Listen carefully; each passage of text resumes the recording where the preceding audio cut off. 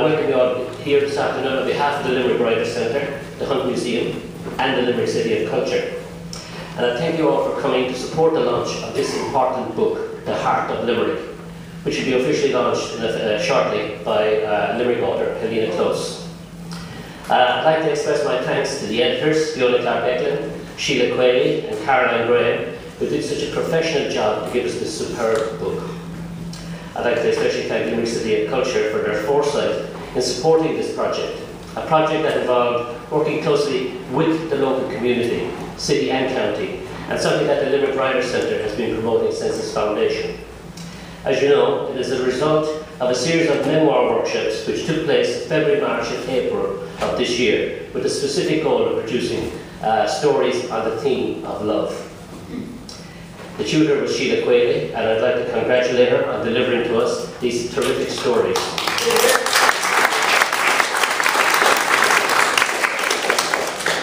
These are important stories, and not just for the authors, but I feel for the wider community as well. And indeed I'm sure as you read through them, they will rekindle many fond memories for their readers.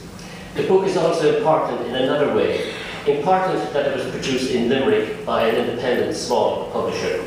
Now I'm sure you are aware that we live in a world dominated by large commercial publishers, and in recent years large media businesses, both cable television, radio, magazines, websites, have bought up more and more of the many traditional publishing houses. And we now reach the stage where a small number of large conglomerates, 3 or 4, are in control of publishing, basically in control of what we read. So, you've been here today supporting the writers in this anthology. It's also support for small independent publishers, and this is crucial if we are to survive. In the past, Limerick had as much as 8 publishers regularly producing new books. Today, I believe that we are the only publishing company producing books on a regular basis, and this is our 34th publication since 2007. I would hope that the local arts bodies would recognise this and see it that it offers an enormous potential to give aspiring writers an opportunity to get visibility in an increasing, noisy and mediated world. Left to the vagaries of the market, writers will be subordinated and marginalised. That is why I say that this book launch today is an important occasion. I'd like to wish all the writers in the anthology the very best, and hope you will all continue to write and publish. We are delighted to have afforded you the opportunity to become visible as writers.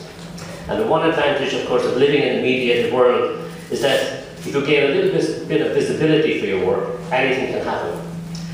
Picked up by other media or other publications, you all have the potential to become the next Donald Ryan, Kevin Barry, or dare I say, Frank McCourt.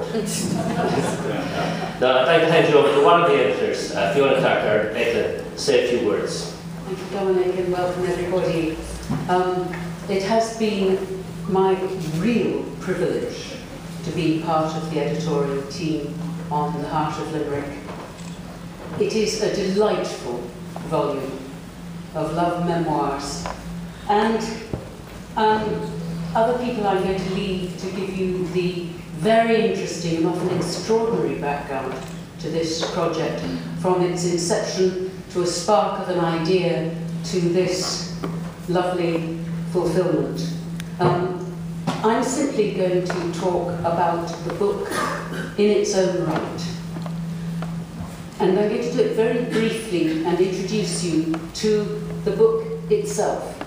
So, yes, some of you have written the stories here, some of you have never seen it before, but many of you haven't seen the book as a finished product.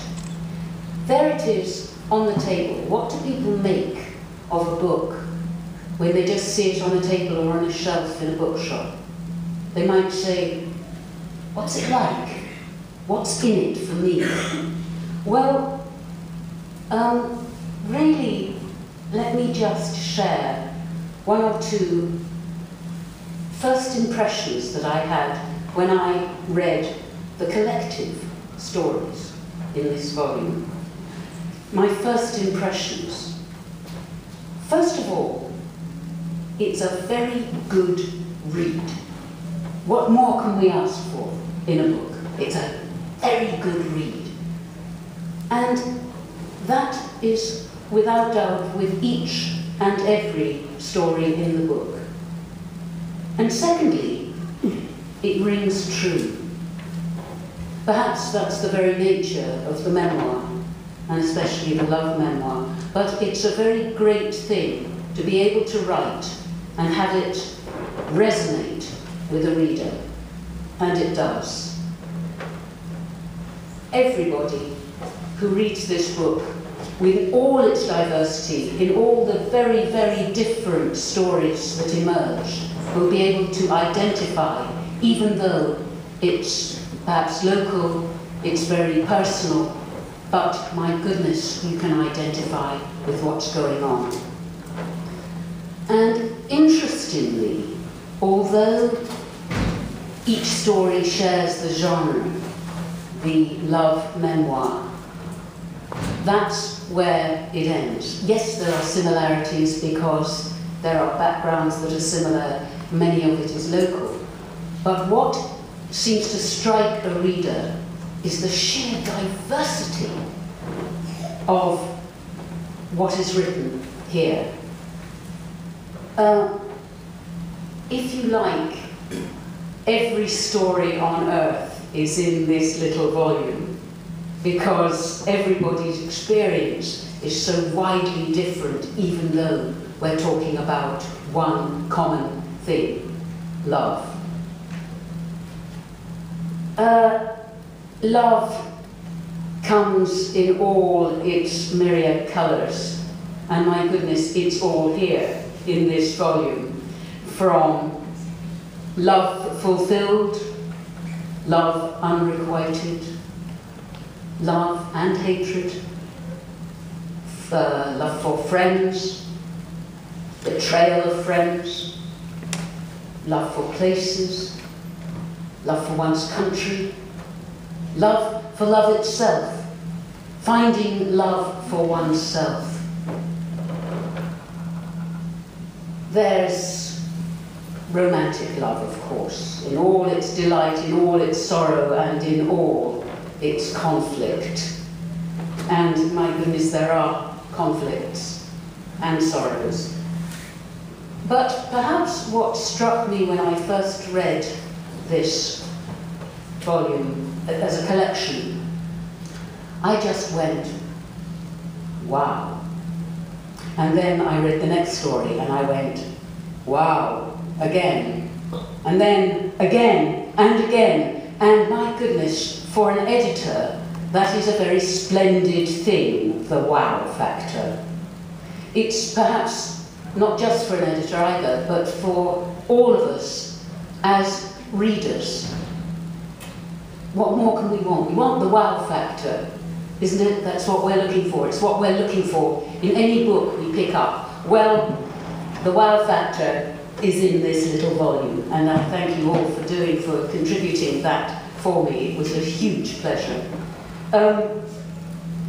And finally, I'd like to thank all the contributors, not only the contributors, but everybody involved, but particularly the people who've written these stories, for having the courage to share these with the readership.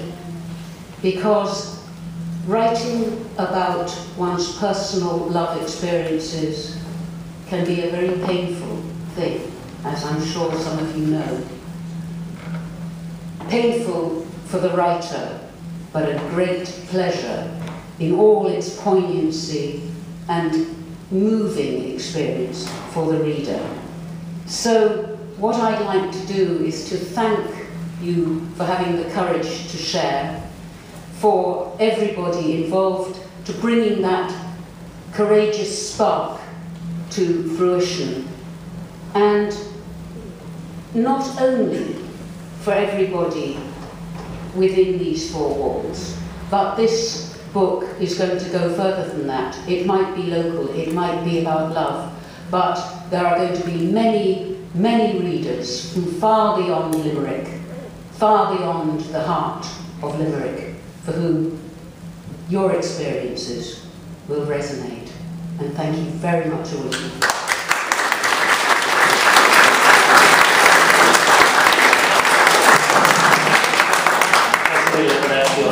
Now I'd like to introduce you to Limerick author Helena Close.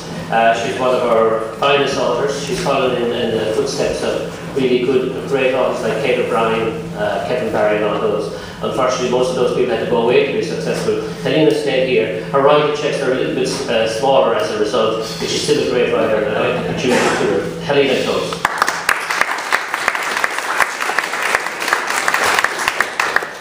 I'd like to thank Dominic for his very kind words. I'd also like to thank yourselves for inviting me to launch this absolutely wonderful book. I was telling the story of when I got the email from Dominic. I'm currently, for my sins, undertaking an MA in creative writing in UL. It's an inaugural MA under the professorship of Joseph O'Connor, who holds the chair, the Frank McCord Chair for Creative Writing. Decided I'd like to do this, so I started in September. It's now almost Christmas. My brain is absolute mush. I've discovered something that I absolutely hate with every fibre of my being. It's called critical theory. I absolutely hate it. Now, I have a definition of critical theory, and please do not tell Joseph O'Connor this theory, right? Critical theory. People that write critical theory are people that can't or won't write stories. So they write about your story. That's what critical theory is.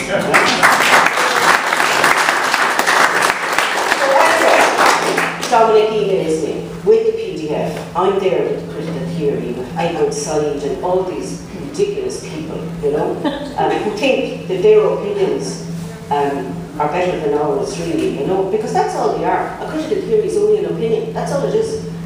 Again, don't tell any of my lecturers that I'm saying stuff like this to you. Because as you get older, and I'm sure you will agree, you can say what you like, you can do what you like, you know, we know fear. But anyway, Dominic thing arrives in, middle of the critical theory. I'm going, oh my God, I've loads of assignments.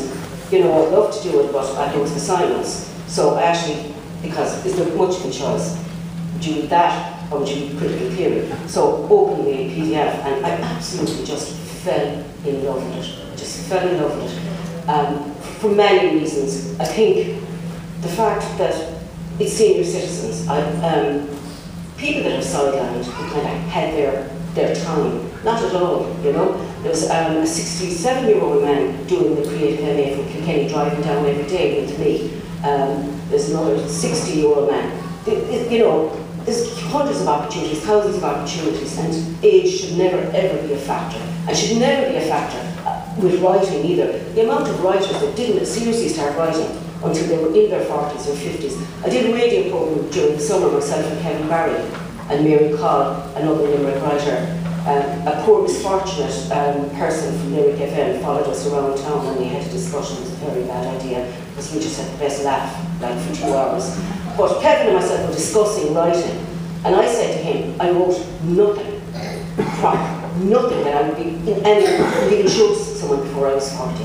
And Kevin more or less said the very same thing. So there's an interesting little fact. Maybe there's exceptions like James Joyce, but the exceptions are few, really. So anyway, that was the other reason why I got really excited when I read these stories, but there was another reason. See, I'm getting something out of this now as well, I'm afraid, you know. As part of our MA, we bring out a literary journal, a visual arts journal called the Homestone. And because it's an inaugural MA in creative writing, this is going to be huge because they actually want an undergraduate program, I think, as well now. And this literary journal is again the concrete evidence, you know, of creative writing, not just in UL, I think, but I think in the city as well. So I'm on the editorial team of that, so that's another load of work, but that's nice work. That's work I enjoy. It's not critical theory. It's, you know, our closing date has come and gone. We opened it to worldwide. We got incredible submissions, fantastic submissions. Fiction, non-fiction, flash fiction we included as well, and poetry. So I have all that work to do and the editing of those stories, right, over the Christmas. So I was very impressed with the editing of this book, I must say that. And I suppose I'm so tuned in now after reading hundreds and hundreds of stories. I'm so tuned in to things like editing, you know, super. The editing is absolutely, congratulations on that part, fabulous. I might be giving you a ring over Christmas, so that's the only thing I'm saying. But the other thing that struck me was that I would love, with your permission and with your permission, if I could include maybe 2 of your stories in our Ormstown, the UL Literary Journal, to be launched in February. Maybe 3 at a push. I've already run it by my tutor because when I read the stories, I was so excited. So, I mean, Dominic mentioned earlier that might be picked up, these might be picked up by other publications. I think Fiona mentioned it as well. Well, already we are interested. Now, you won't be paid, unfortunately, but we can speak about that and discuss that at another time. But we would love, and I know the editorial team would be very excited to include at least 2 of these stories in our literary magazine. They're fabulous, they really are. I said earlier to Sheila that there was a couple of stories in particular, and for the criteria that we used to judge all those stories that we got, these 2 stories would have passed with flying colours. They would have been on the top of my list. So there you go. Fabulous, fabulous writing. What I've done, and I know that 2 people are going to read their stories, is that correct? Yeah. So what I've tried to do, because Joseph O'Connor is training me so well, right? We workshop all our work together. So Joseph and all of us, you know, we critique each other's work. And at the end, usually Joe picks out things that he really likes. So I've learned that little trick. So I've just picked out, and particularly to people that haven't seen it yet or haven't read it, just to give you a little flavour of the variety and the fantastic turn of phrase that I'm hugely jealous of. And you know, don't go showing your work to Joseph O'Connor, he'll throw us all out like if he sees it. So here you go. There's just a little snippet of stuff that just, you know, when you're reading something, you go, God, that's brilliant. God, that's great. God, that idea is wonderful. All right, just to start with the first one. Just a quick snippet. Unlike Hugh Brenner, what I know, unlike Hugh Brenner and his 6 cohorts, my magnificent 7 heroic sisters don't ride into town on horses with gunslinger holsters, Winchester rifles, or cowboy hats. I just love that as an opening to anything. It's fabulous. It's brilliant. The next one. I love this. I passed under the eye of the liberator in the present, whose pointing finger directed me to the dance in the glen. So it was the liberator's fault. I love this. Very, very simple, but beautifully put. Feeling as dismayed as the sweetest child. Isn't that fabulous, isn't it? John is another one. I'm just moving through. John used to joke that we were in a mock court case. He was the plaintiff, with appeals to the judge that I, the defendant, had stolen his heart. Wonderful. Again, another fabulous opening. I want to read the story when the opening has a hook like this. She was the one we longed for and lusted for. Over pints of porter, we would talk about her, fantasize about her, and think about the things we would like to do with her if only we got the chance. Just have to be that. Wonderful, wonderful. The next one. Again, Joseph O'Connor would kill for this.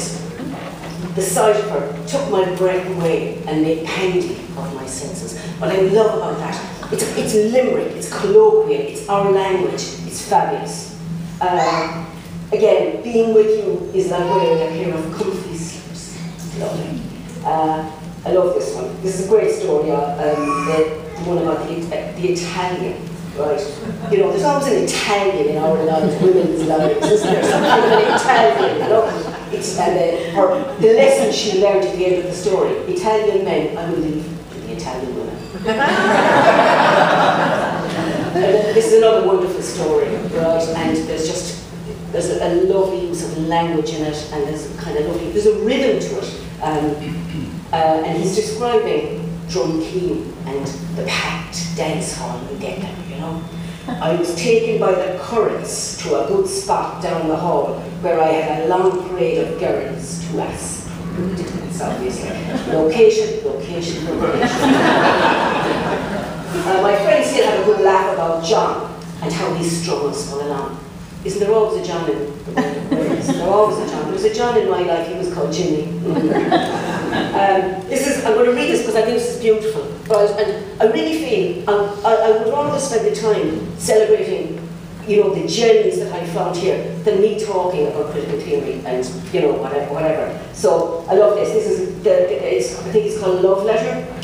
I am surrounded by old Jewish babushkas. They have pitched camp tables and chairs under umbrellas, chatting in Yiddish. A laughing woman eats a knish, her sleeve falling back to show a tattooed number on her now plump arm. Auschwitz, Treblinka, a shiver in the sunshine. Two Puerto Rican chicas have just arrived and put their ghetto blaster practically on my head. I can't commune with you with pounding salsa, making the sand jump. So I'm taking my blanket, book, brolly, sun stuff, and a half-eaten sandwich, and I'm moving to what seems to be the black zone. Here beside me is a gigantic guy who looks like a wrestler, wearing a plastic shower cap to protect his afro. His girlfriend is small and delicate in a lime green bikini, and she's been licking his face for the last 10 minutes. It's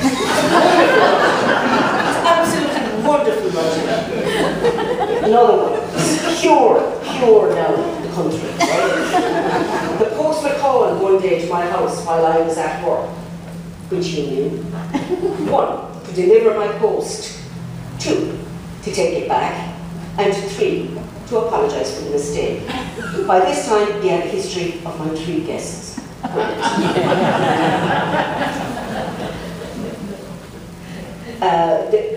I love this story, and it's just the first few lines again, and I think this is about setting and creating an atmosphere, and to be able to do it in the opening lines of a story is just absolutely amazing, and to do it so beautifully and tightly.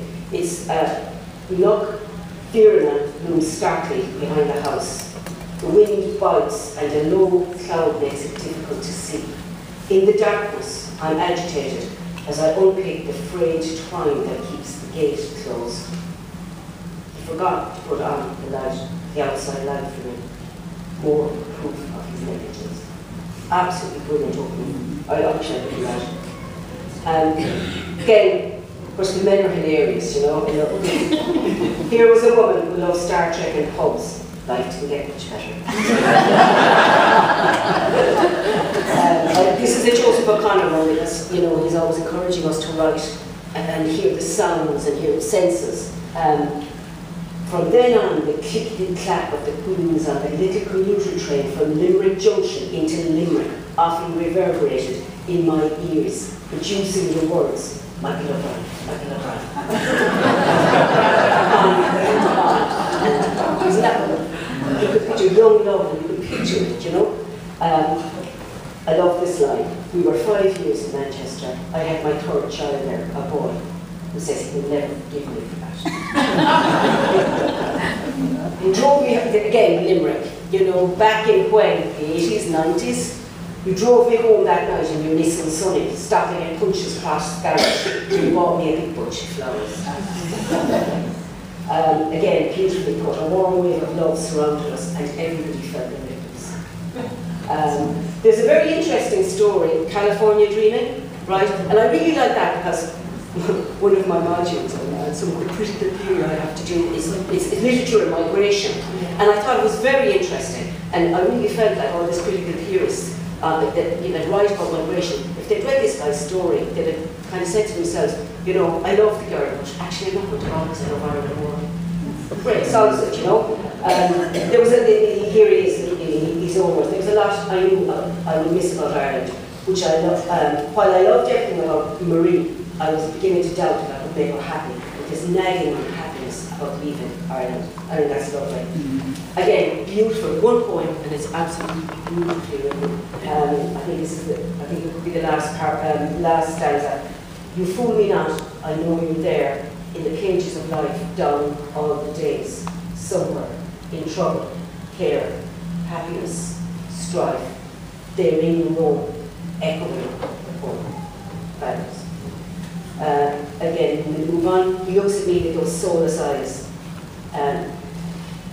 He looks at me with those soulless eyes that I still love. The cruel barricade of Alzheimer's locking me out. And yet my heart keeps telling me he's still there in that someplace waiting for me. Fabulous. And a lovely turn of phrase, 2 years later, despite our 10 years, we entered marriage, ignorance. We've all been there. And again, I think it's the same lady. Fear travelled with me in the car the next day. How many times has fear travelled with you in a car? Lot. Again, back to the men, because they're, they're very clever about how they put things. I felt luckier than JP, Michael D and Paul O'Connor all rolled into one on a good day. I love this. My friend laughs when she thinks, this is a lady going on her honeymoon when she's up in Corbett Station on the train. My friend laughs when she thinks of me putting my head out of the window of the train. Absolutely brilliant. Again, I was I think it's a love letter to love. It's quite unusual and very interesting to read, actually. Dear love, you continue to be a mystery to me. Sometimes I think I have caught you, and I am certain that at this moment in time you are real and not a fantasy. I try to cling on to you, possess you, and to keep you prisoner, but that's my mistake. Love it. It's another one, and I think it's actually about her dad, but when you're reading it, you kind of don't get that until towards the end. Very well written. He didn't quite get my hippie garb and Jesus sandals, nor was he impressed with my Neil Young albums. While I lounged upstairs with the Eagles in the Hotel California at full blast, he waltzed with Strauss in his living room. It's lovely. The final one I'm going to read is a story about Shane Gagan. And when you're from Limerick, everybody knows Shane's name now. And it's a beautiful story. And I just want to read really, I suppose it's the last paragraph. On the 2nd anniversary of Shane's murder, family members visit the cemetery. We each place an unfired clay figure on his grave to represent the pitch for Shane as a symbolic gesture. We leave the figures exposed to the elements to become part of the earth. The winter is exceptionally wet and cold, and it does not take too long for the soft clay to disintegrate. By Christmas, most of the clay figures have broken down. On the 8th of March, Shane's birthday, I visit his grave, and among the floral tributes, a single terracotta figure has survived intact, despite the harsh weather. I wrap it carefully in tissue and take it home. I write his name in the soft clay and fire it in the kiln. I think that's absolutely. I've thoroughly enjoyed this read. I'd recommend it to anyone. Cannot wait to see you in print in the Old Stone in February. Fabulous read. Well done to everyone. Thank you.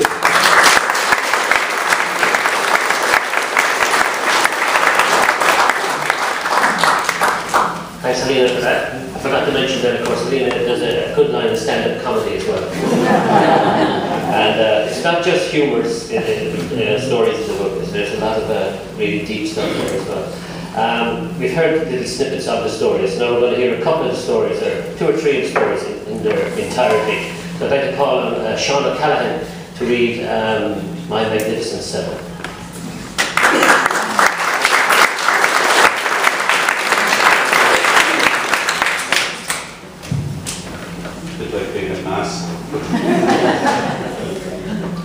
Before I do this, I just want to say a very sincere thank you to Dominic and Sheila for their involvement in this Limerick City Pushing. You can obviously tell by my accent that I have very little connections to Limerick, but I was delighted to be a part of the course. I went to Kilmallock to do it because they said we weren't good enough for the Limerick group. So anyway, this is My Magnificent Seven. Unlike Yule Brynner and the 6 cohorts, My Magnificent 7 heroic sisters don't ride into town on horses with gunslinger holsters, Winchester rifles or cowboy hats. They're just there. They protect the fortress. They're the ones who defend the citadel after it is so cruelly attacked by God in the same year that the iconic film was released. It is they who rear, nurture, nourish and comfort me. They shield me from the cruelty man. They're the cooks, the bakers, the seamstresses, my bodyguards to and from school. the homework enforcers and correctors, the cleaners, the shoppers, the launderers. Selfless in their loyal commitments to the tasks they are obliged to take on, since our mother is taken from us by sickness and God, ahead of her time at age 42. Relentless in their efforts to ensure that family life would have some semblance of normality. Surrogate mothers, the quick-set cement, unconditionally repairing fractured lives. Spurred on by the now head of our household, our double-jobbing, hard-working, loving father, they are dedicated to a cause that has landed in their laps while they are in various stages of youth. From the eldest to the youngest, each of them is assigned a home care role by the boss, and each of them willingly, uncomplainingly fills that role. The daily chore list is posted on the landing with the name opposite each task. Angela, brush the hall stairs and landing. Ida, whiten the rubbers on the stairs. Dorian, make the beds. Mary, polish the furniture and the shoes. Ethna, clean out the grate, save the cinders. Stella, light the fire. Madge, put out the bins. Don't any of you be late for school or work. A litany of assignments to be undertaken, and the understanding that an inspection by the boss would follow the completion of said tasks. Peel the spuds and prepare the rest of the vegetables for dinner. Do the wash-up and dry the wire. Fill the coal bucket and bring in some logs and turf for the fire. All simple, mundane jobs that usually go unnoticed, yet cannot remain undone. As time progresses, the need for the list diminishes, as each of them is now aware of what is required to keep the household steadily afloat. And with the passage of time, each of them goes their own way to become homemakers in their own right themselves, but not before impacting hugely on my formative years. They are the nursery rhyme chanters and storytellers, the spell checkers and spell inducers. At a time when health warnings don't appear on packets of woodbine, and a loose cigarette and a match are easily available in the local shops, they are my HSE advisors. Them yokes will kill you. And if any of us catch you smoking, we'll effectively kill you. They are the nursemaids who apply TCP, bandages and band-aids to my skinned elbows and knees, and tend to me when I'm stricken by measles, mumps and chickenpox. It is they who teach you to haggle with the pawnbroker during our regular visits to Weaver's shop, to trade our valuables, and to carefully bind the ticket so that the valuables may be redeemed at a later date. When the older, bigger Dave's Dongo Logan gives me a sneaky hiding for no reason, they are the seconds in my corner as I challenge him to a clean rematch fight, in order that I may exact revenge. And one of them gives me a handful of fine clay to throw into his eyes to assist my endeavours at retribution. I win easily. Praying, singing, dancing regimes and girl guides, who camp out in the wilds of the Wicklow Hills, build immense campfires and are laying down of achievement badges. Girls who enjoy camogie and rounders and listening to Elvis, Cliff, Fabian and Billy Fury. One of them even listens to the Rolling Stones. Captains of the playground and award-winning gardeners under the tutelage of Mr. Lyons, champions of the concrete tennis courts, and expert skippers using 2 ropes, drip, drop, the sailors on the sea. They are the house concert organisers and producers who dress me up and get me to perform my ballet routine as I bounce out from behind the scullery curtain in the hub of our house. A routine that is a continual source of merriment whenever we meet up for family gatherings. My accompanist on the tin whistle and accordion as I deliver my childhood songs with gusto. And when I go to the Cora Calvin School of Irish Dance, they rigorously put me through my paces. 1, 2, 3 and back 2, 3. 1, 2, 3, 4, 5, 6, 7. 1, 2, 3 and back 2, 3. Before I reach a stage in life when I can go to the cinema on my own, it is they who queue with me during the 4-day rush matinees at the State, Bohemian and Grand Cinemas, where we attend the Fogger Rubbers. They are my head-holding flotation aids who teach me to swim the backstroke in the corporation baths, or the wonderfully named tributary of the Talca River, the Silver Spoon. They are the saddle holders as I wobble up and down on a road on the borough bicycle. It is they who proclaim me as king of the wild frontier when my daily profit hat arrives from Arthur from America. They assist my clients with lampposts to attach the rope for a swing and instruct me in the layout and methodology of piggy beds. They also know the best hiding places during the game of kick the can or hide and seek, how to escape the rope and all fishes fly, how to furtively dash into them to release the captives in a game of Relievio. And depending on who is chasing them, they deliberately run slower when playing that disgusting kiss-chasing game that older, bigger boys and girls play with unbridled pleasure. Still, they can run much faster when Nibbles, the CAE gotchi with the blackthorn stick, comes upon us in loose chase for us naughtily picking blackberries at the junction. They know the benefit of tying a piece of string or a belt around the midriff on the outside of your jumper and going to raid an orchard. They are the lookouts who call, here's the pea cow or here's the strawers, as the open-backed pea and strawberry laden lorries, bound for bachelors, struggle up over the bridge. The lazy pedestrians who slow the lorries to enable lots of food-deprived Catholic children clamber up the sides of the lorries and gleefully pilfer the contents, their accessories to crime.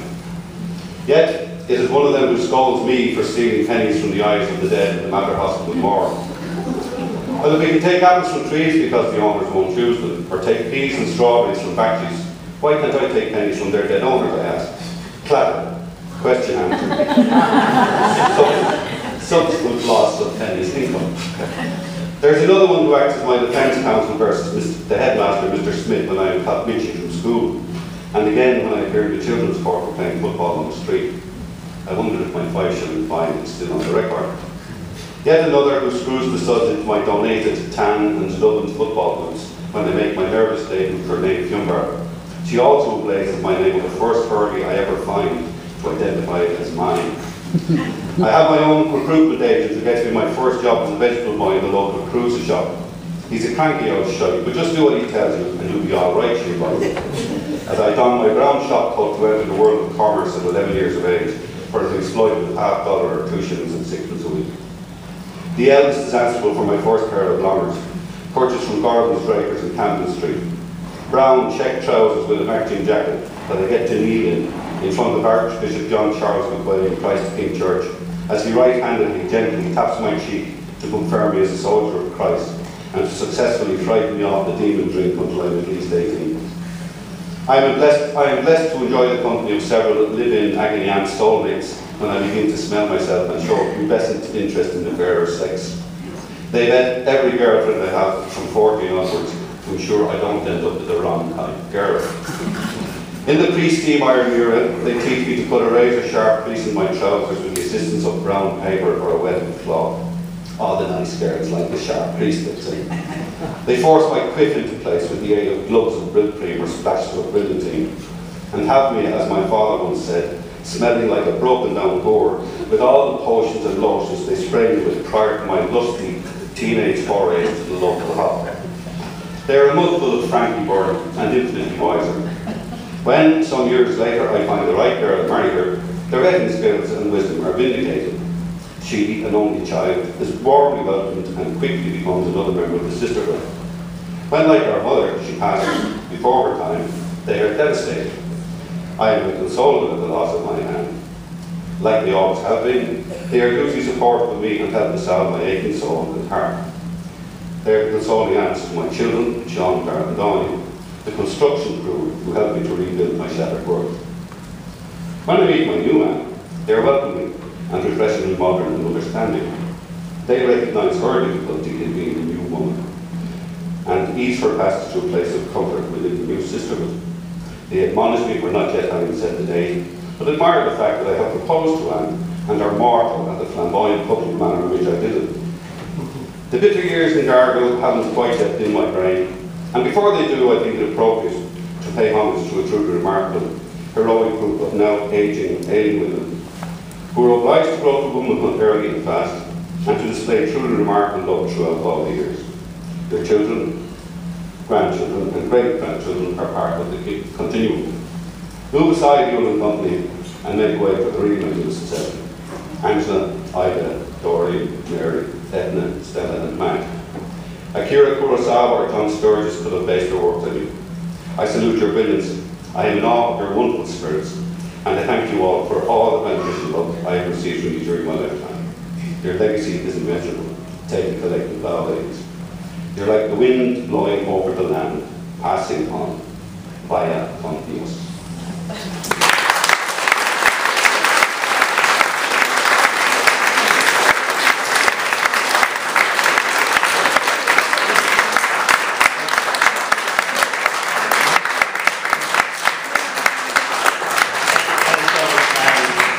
Magnificent tribute to some great ladies, and I think that that's the first time I heard that story. That's right, yeah. Okay, so we'll move on, and we're going to ask Rebecca Ryan to read her story, Forget Me Not.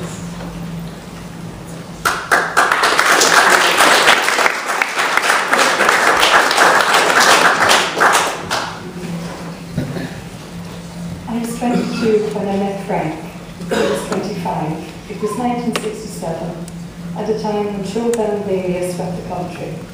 It was a great time to be young in the 60s. Music and fashion were huge. Our first date got off on the wrong foot. I arrived at the Treaty Stone at the meeting point 10 minutes late, only to find Frank had gone. I went into St. Martin's Church to say a prayer. I decided to light a candle to the Blessed Virgin, and there he was on the shrine. Apologies were made, and so began our courtship. We decided on a walk to clear the air, so Clancy Strand was the obvious place. It was a beautiful summer's evening, and Limerick was looking its best. King John's Castle lent a romantic backdrop, and as we walked past the Corridor Falls, the fishermen on Thorn Bridge, the sun and leaping turning gold in the evening sunlight were a sight to behold. The memory of that evening is so precious to me now. I knew after that first night it was special. We just seemed to connect. I felt a sense of peace I'd never felt before. Frank had all the qualities I ever looked for in a man. It wasn't long before love blossomed and we were making plans to be married in St. Martin's Church. We longed for each other's company and could not wait to set up home. I soon learned through trial and tribulation the skills required. Somehow or other we managed. We wanted the birth of our first child a year later and worked through the changes a baby can bring. And later, with the birth of our son, we felt so complete as a family. We made the best of what we had, and when life threw up its many challenges, we turned to each other for comfort and support. Frank was my rock. Ours is not a sweetheart darling kind of love, it went much deeper. I look forward to our time alone in the evening, sweeping stories of the day. The years went swiftly by, and before long we had gone full circle. The children now have lives of their own, and we began to take walks down old familiar halls. At Clancy Strand, our old favourite, we would sit and watch the Shannon flow. The memories of how much in love we were, and still enjoying each other's company, making plans for our retirement, and all the time we would have together.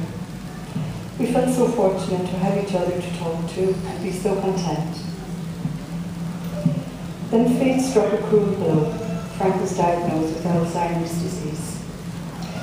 My world turned upside down. I now watch the man I love slowly slipping away from me. We live in separate worlds. I care for him and still love him dearly. I showed photographs of when we were young, the children, grandchildren, none of which he recognises. I feel so lonely now. Sometimes I see a flicker of recognition, but it is only fleeting. I grasp it, cursing its swiftness. I tried to go there, to find that place he lives in now, but I cannot reach him. I want to shout, let me in, it's me. He looks at me with those soulless eyes that I still love. The cruel barricade of Alzheimer's blocking me out. And yet my heart was telling me, he is still there in that someplace, waiting for me. Thank you.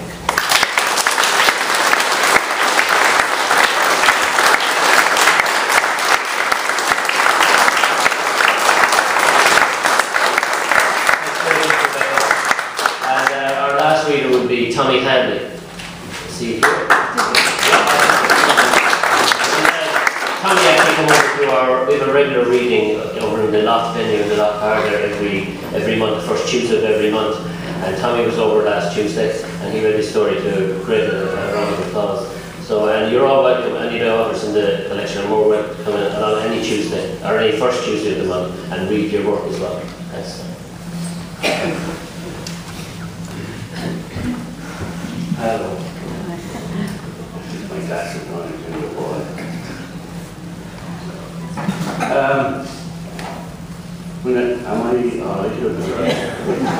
Okay, when I was a boy, there was a dance hall up there in Drumkeen. It's about halfway between Limerick and Tipperary, and that was the place to be. It was just magic out there. And this is a little story about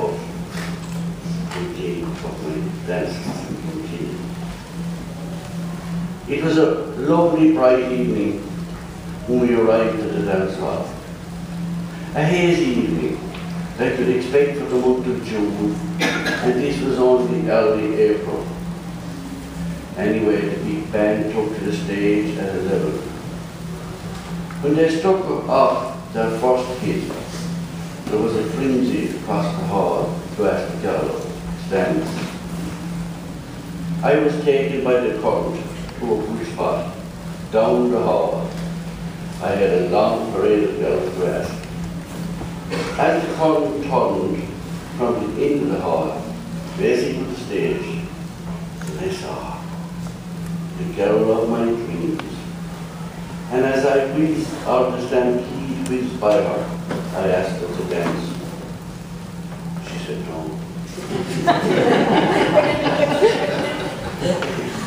I was broken-hearted. I pushed my way off the floor to the side of the hall, where I met what I considered a wise old labour. He must be wise at his age. He was 23. I told him my terrible news. "Did you have to ask 3 times?" he said. I looked at him in amazement, at his wisdom, and above all, he was giving me hope. "How do you mean, Pat?" I asked. "Well, it's like this," he said.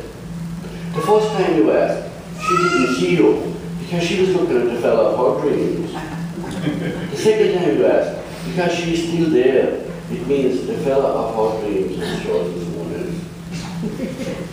And this time she will look at you before she says no. The third time, this is it. Because she has seen you from the second no, you're not exactly what she wants, but you've shown great interest and determination. And that was when you're ghost."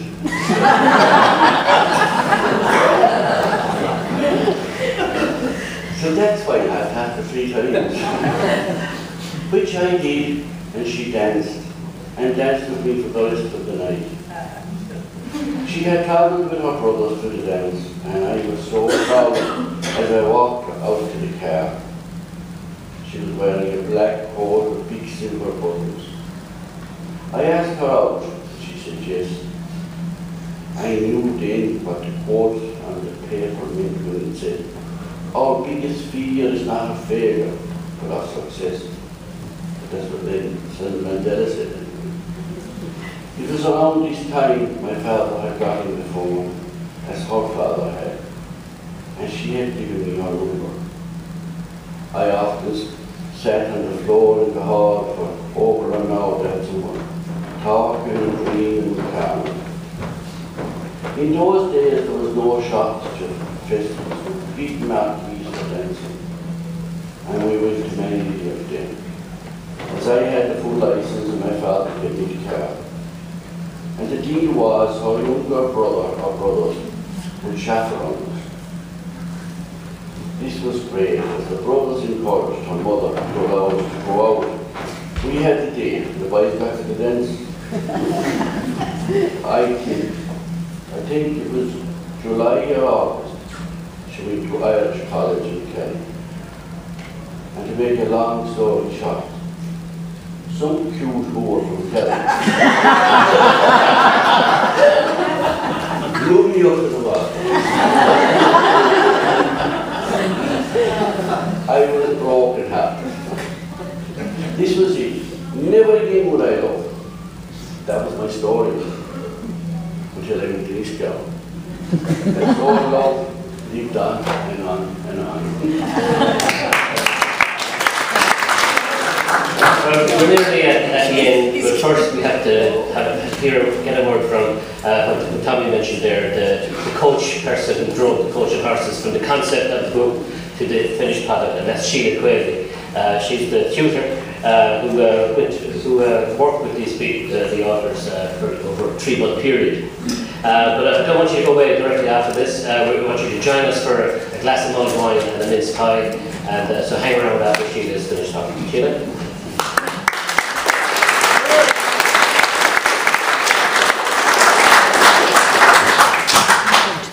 Thanks, Dominic. You're all so welcome. We've been, I don't think people realise when, and I think a lot of you didn't realise when you signed up, when you saw that ad in the paper, what was going to be involved in a 10-week course with me. Memoir writing is not for faint-hearted if you're going to do it well. And I think there's no doubt whatsoever anybody who picks up this book will see that the writers have done it well. We started it with an introduction to a genre, and we ended up asking questions, what is truth? But more importantly and more difficult questions arose when we came to what is love. It's a hard concept to grasp, and it's a hard concept to define. And what we realised, I think, at the end of it, after our 10 weeks, is that everybody has a different notion of what love is. We talked about love of a pet, for example, which is something that I hadn't taken seriously up to now. We talked about old love, and we talked about new love, and we talked about love of God, we talked about love of place. And what we found out really was that there is no definitive definition of love. But in this book, there are 26 stories that define 26 very special people. Sorry. It was my honour, absolute honour, and my privilege to work with you. You have to take a leap of faith when you attempt something like memoir writing, because you meet people, and we had 26 people in Kilmallock, in Friarsgate, Kilmallock, and here in King John's Castle. They hadn't met each other before, and all of a sudden they were required to come in every week with their homework, telling very personal stories from their lives, which they did. It can't work without that honesty and without that openness from the writers. I'm a very, very, very small part of the whole process, because when it comes to the second day, when you have to read your homework out loud to these strangers, that's when you know you're in it for the right reasons. We had the city and the county together for the first time in a group, and we met. We didn't know if it was a good idea or not, but we met. The people that did the course in Kilmallock came to Limerick City to meet, and it was automatically, it doesn't often happen, it just, as soon as everybody met, and maybe it's because of the nature of the stories, but there was a bond between everybody straight away. I think anyone, when you pick up this book, you'll see that bond, and you'll see the honesty in the stories, and the courage. I think Fiona, you mentioned this about courage. It takes courage to write a story, but to put it in a book where other people are going to read it, that's another step forward again. I just want you to know that I am so proud to be a part of this, and I admire you so much. I really do. The book is for sale, as you know, here. If you haven't got a copy of it, get it, because honestly, exactly what Helena said, you won't put it down. Thank you very much, everybody who contributed to the book, because it is very, very special. And I think it will hold a place in history, in Limerick City and Limerick County, in the history from forever. Thank you very much.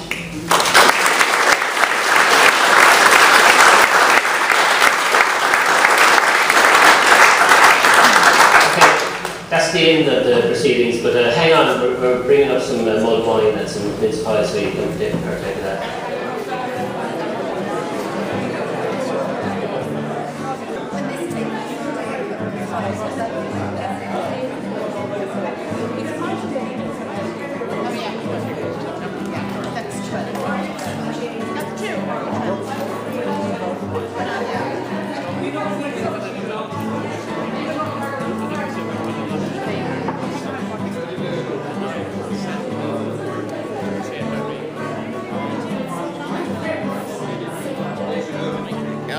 I really enjoyed it.